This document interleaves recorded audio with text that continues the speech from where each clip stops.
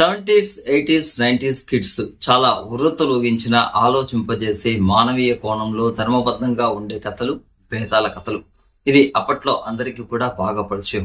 అలాంటి బేతాల కథలను ప్రస్తుత తరానికి పరిచయం చేయాలి, వాళ్ళను కూడా ఆలోచింపజేసి మంచి మంచి సమాధానాలు వాళ్ళ దగ్గర నుంచి రాబెట్టాలి అన్న ఉద్దేశంతో ఈ బేతాల కథలను డిపి స్టోరీ టైమ్ ఛానల్ ద్వారా మీకోసం అందిస్తున్నాను.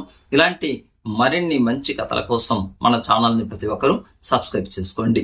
కథలోకి వెళ్తే, యథావిధిగా అడవిలో బట్టి విక్రమార్కుని భుజం పైన బేతాళుడు అనే రాక్షసుడు ఎక్కుని వెళ్తూ ఉంటాడు.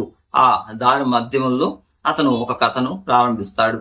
తను చెప్పే కథకు కరెక్ట్ అయిన సమాధానం చెప్పాలి, లేకుంటే బట్టి విక్రమార్కుని తల 100 ముక్కలుగా పగులుతుంది అంటాడు.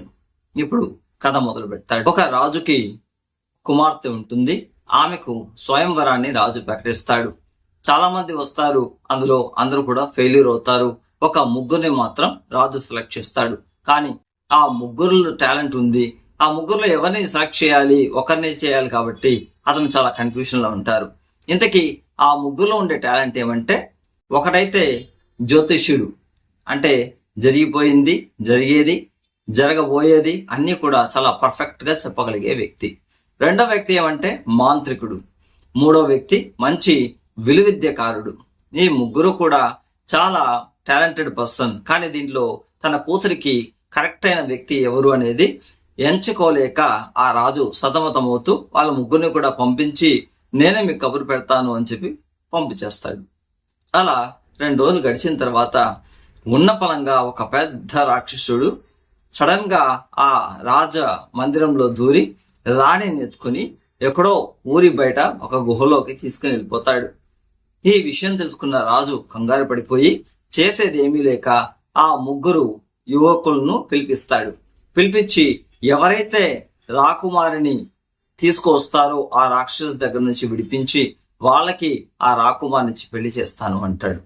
సరే, వెంటనే ఇతను ఫస్ట్ వ్యక్తి అంటే జ్యోతిష్యుడు ఆ అమ్మాయి ఎక్కడ ఉంది అనే విషయాన్ని కనుక్కొని, పలానా చోట, పలానా గుహలో, పలానా దిశలో, పలానా చోట ఆ అమ్మాయి ఉంది అనే విషయాన్ని చెప్తాడు. రెండో వ్యక్తి మాంత్రికుడు.